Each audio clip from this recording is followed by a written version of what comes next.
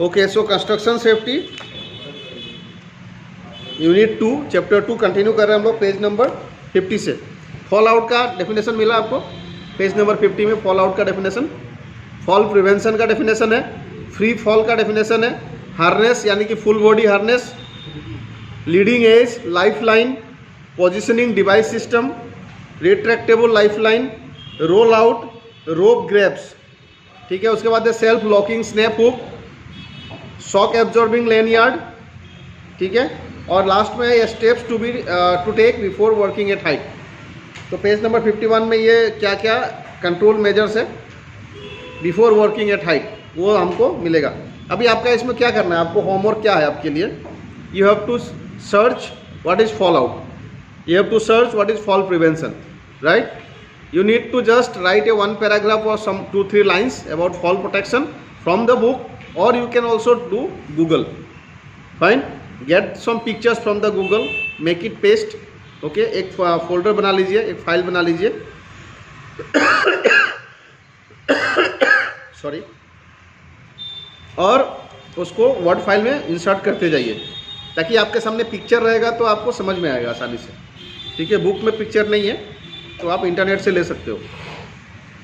अपने आप को उस पर्टिकुलर सब्जेक्ट में अपना नॉलेज को बढ़ाना है आपको, ठीक है। जो किताब से मिल गया किताब से ले लो, जो मैं बोल रहा हूँ वहाँ से कुछ आपको मिलता है तो वहाँ से ले लो, बाकी इंटरनेट पे बहुत सारा मटेरियल्स है वहाँ से आप ले लो, लेकिन आपको करना पड़ेगा। तो पेज नंबर 51 में क्या है, steps to take before work at height. उसमें क्या क्या आपको स्टेप्स लेना है, check there is a safe method of getting to and from the work area, यानी कि जिस एरिया में आप काम करने जा रहे हो वहाँ पे आने जाने का रास्ता वगैरह सही है कि नहीं है। Decide what particular equipment will be suitable for the job and the conditions on site. किस तरह का इक्विपमेंट जरूरत पड़ेगा वो पर्टिकुलर काम करने के लिए। आपका बुक नहीं है, बुक नहीं है। मैंने कल व्हाट्सएप ग्रुप में दिया था कि कंस्ट्रक्शन सेफ्टी का क्लास होगा, बुक्स लेके आना है। Make sure work platforms and any edges from which people are likely to fall have guard rails and toe boards or other barriers। तो ये मैं एक आप लोगों को प्रैक्टिकल एक करके दिखा दूंगा कि इसका फोल्डिंग का टो बोर्ड क्या होता है। टो बोर्ड का मतलब क्या होता है, जैसे कि आप प्लेटफॉर्म है, वर्किंग प्लेटफॉर्म है, तो प्लेटफॉर्म के दोनों साइड में एक पैरेलली क्या होना चाहिए, एक बोर्ड लगा होना चाहिए, यानी कि आपका जो मटेरियल रखा रहेगा वो नीचे ना गिरे। जैसे कि ये प्लेटफॉर्म है, ये आपका डेस्क है, आपका जो डेस्क है, तो डेस्क में दोनों साइड ओपन है ना, अभी आप समझ रहे हो, ये दोनों साइड ओपन है। अब कोई आदमी यहाँ पे खड़ा होकर काम कर रहा है, ठीक है, तो इधर अगर काम करते वक्त अगर उसका पैर इधर आ गया या सामान में पैर लग गया तो सामान नीचे गिर सकता है। तो यहाँ पे इस तरह का एक प्रोटेक्शन रहेगा, that is called toe board. इस तरह का एक प्लांक लगा के रखेंगे या एक जाली बांध देंगे इस तरह से साइड में, that is called toe board, ठीक है, समझ रहे हो। हाँ, वो तो बेटर है। अगर ऐसे टेम्प्रोरी की बात कर रहे हैं हम लोग, तो अभी स्ट्रक्चर स्कैफोल्डिंग की बात कर रहे हैं, तो एक टो बोर्ड होना चाहिए इस तरह से, ताकि आपका प्लेटफॉर्म के ऊपर जो भी कुछ मटेरियल्स रखा हुआ है वो नीचे ना गिरे। नहीं तो क्या होगा, नीचे अगर कोई आदमी काम कर रहा है तो उसके बॉडी में गिर सकता है, ठीक है, that is called toe board. Due consideration to be given for scaffolding and ladder standards. Ladder standards, अलग अलग तरह का लेडर्स आता है, ठीक है। तो लेडर्स का भाई एक अलग से ट्रेनिंग मिलेगा आपको, लेडर्स के ऊपर भी एक अलग से चैप्टर रहेगा, ठीक है। Make sure that the equipment needed is delivered to site in good time and that the site has been prepared for it. यानी कि क्या हो जाता है कि बड़ा स्ट्रक्चर खड़ा करना है, बहुत सारा मटेरियल की ज़रूरत है, इसका फोल्डिंग का पाइप्स चाहिए, क्लैम्प्स चाहिए, आपको डायगोनल ब्रेसिंग्स चाहिए, बहुत सारा कुछ चाहिए, हॉरिजॉन्टल ब्रेसिंग्स चाहिए। अगर समय पे जो ज़रूरत का सामान है अगर नहीं मिलेगा तो जब आप इरेक्शन करोगे, स्ट्रक्चर बनाओगे, उस समय प्रॉब्लम हो सकता है आपको, ठीक है। तब क्या बोलेंगे, चलो ठीक है ये नहीं है तो ये लगा दो, तो लोड कैलकुलेशन में प्रॉब्लम हो जाएगा, डिज़ाइन में प्रॉब्लम हो जाएगा।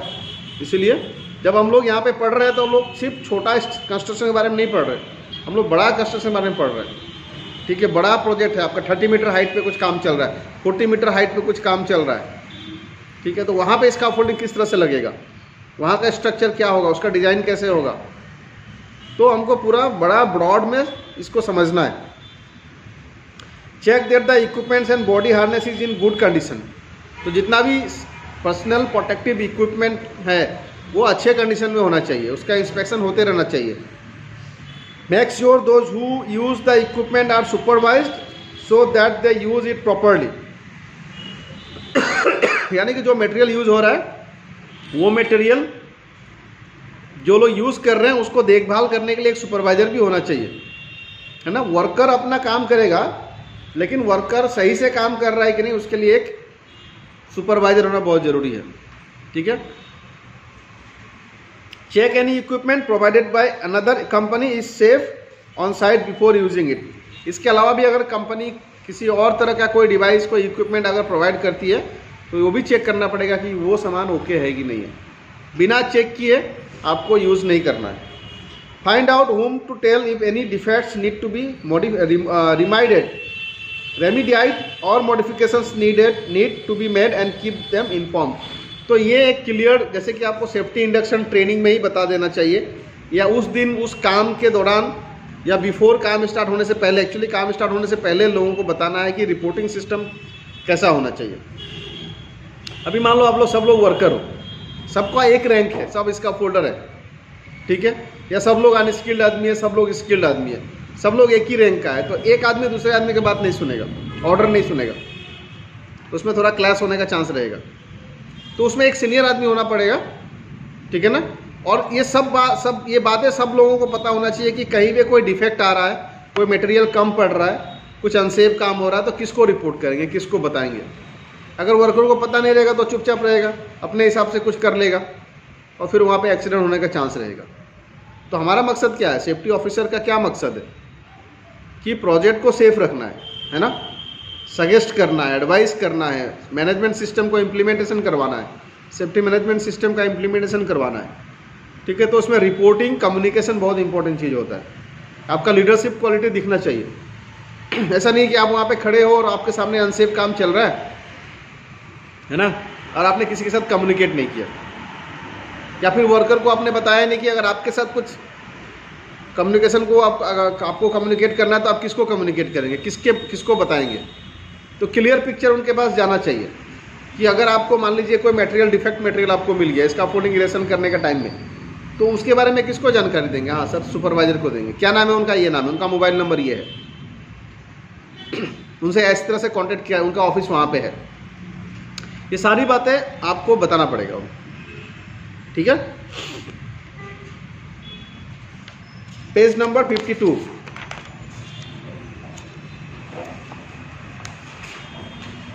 When selecting a means of access, remember, when selecting a means of access,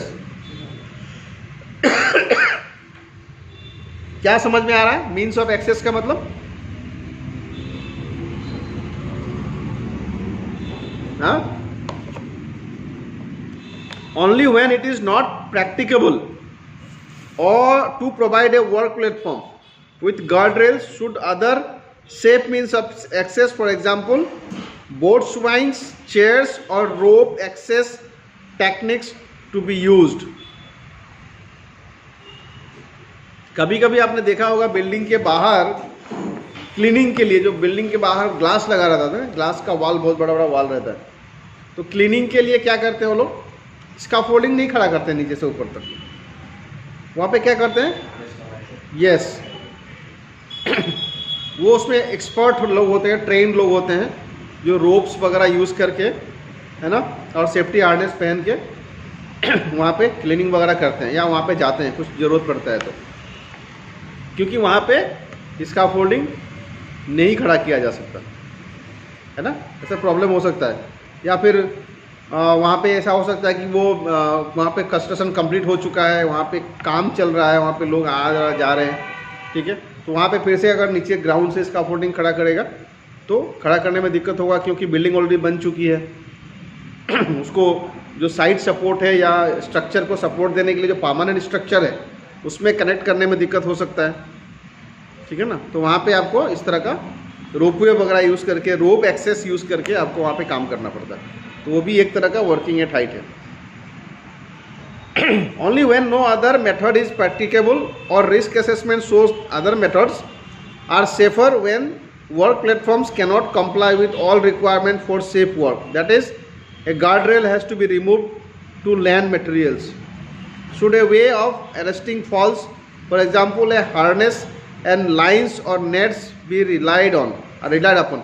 अभी क्या होता है कि एक स्ट्रक्चर बना हुआ है, कि स्कैफोल्डिंग बना हुआ है, ठीक है, लेकिन आपका जो रेल है ना, सपोर्टिव गार्ड रेल जो है, मिड रेल हो गया या टॉप रेल हो गया, उसको निकाल के नीचे से मटेरियल उठा के लेके आना है। तो वहाँ पे आप क्या करोगे, वहाँ पे फिर आप सेफ्टी हार्नेस सही से एंकरेज करके, ठीक है, फिर वो मटेरियल को, जो हैंडल है वो खोल के मटेरियल को रखना पड़ेगा, और फिर रखने के बाद हैंडल को फिर से लगाना पड़ेगा। तो वो जो हैंडल निकालेंगे लगाएंगे, वो भी एक एक्टिविटी है, और उस समय भी हादसा हो सकता है, उस समय एक्सीडेंट हो सकता है। तो वहाँ पे आपको एक्स्ट्रा प्रिकॉशंस लेना पड़ेगा, सेफ्टी हार्नेस वगैरह बढ़िया से एंकरेज करके ही आप उसको खोलना है, फिर से लगाना है, ठीक है। तो ये सब चीज़ का भी ध्यान रखना पड़ेगा। उसी तरह से ये पूरा एग्जाम्पल दिया गया है पेज नंबर 52 में, ठीक है। तो लाइन बाय लाइन पढ़ेंगे तो इसको समझ में आ जाएगा। ऐसा कुछ बहुत ज़्यादा इंजीनियरिंग है नहीं इसमें कि आपको समझ में नहीं आएगा।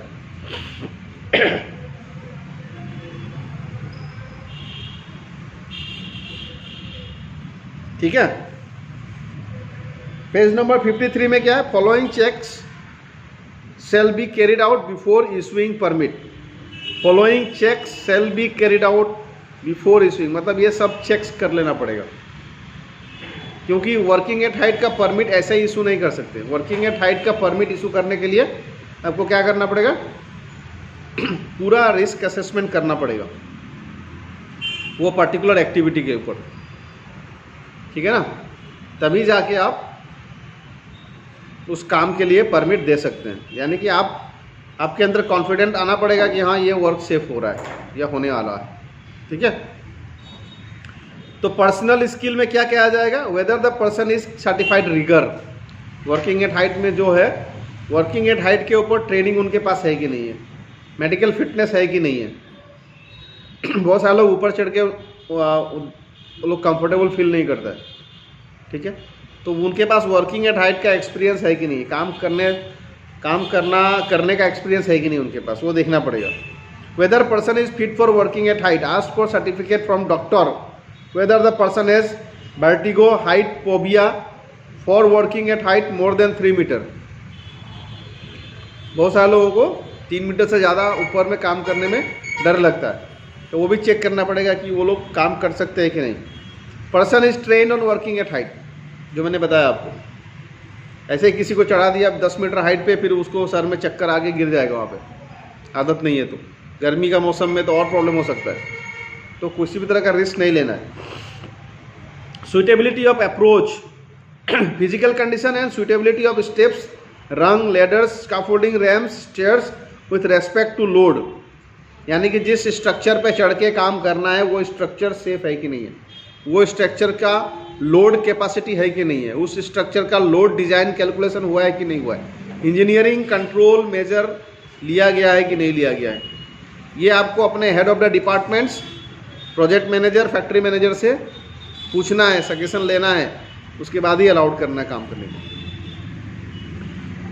Suitability of platform, whether hand rails provided at 0.9 metre height with top rail, middle rail and toe guard. जो मैंने बताया टो गार्ड, यानी कि तीन रेल होना चाहिए, एक टॉप रेल होना चाहिए, एक मिड रेल होना चाहिए और एक टो बोर्ड होना चाहिए। तो टॉप रेल का हाइट कितना बोल रहा है, 0.9 मीटर, यानी कि 900 mm, यानी कि 1 मीटर, 3 फीट का हाइट पे एक रेल होना चाहिए, ठीक है। ये मिनिमम रिक्वायरमेंट है, ठीक है। 1 मीटर पे भी चलता है और 900 mm पे भी चलता है, यानी कि 3 फीट पे भी चलता है, ठीक है। तो ये चीज़ इंपॉर्टेंट है। उसके बाद है अवेलेबिलिटी ऑफ पीपी, कम्युनिकेशन। तो हम लोग ये 53 पेज नंबर 53 में ये हम लोग कंटिन्यू करेंगे इसको, ठीक है।